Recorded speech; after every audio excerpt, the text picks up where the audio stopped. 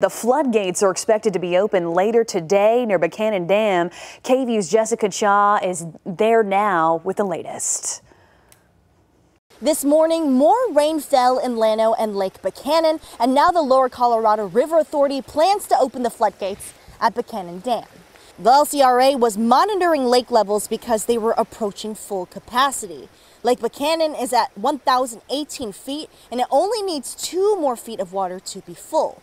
The LCRA plans to open at least 2 floodgates this afternoon, and they say water will flow fast, so anyone who lives in the area should take action to protect their property.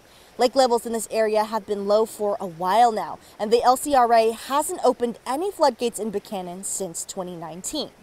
Anytime the floodgates open up here, the water would then flow from Llano all the way to Lake Travis in Travis County, filling up the lake levels there.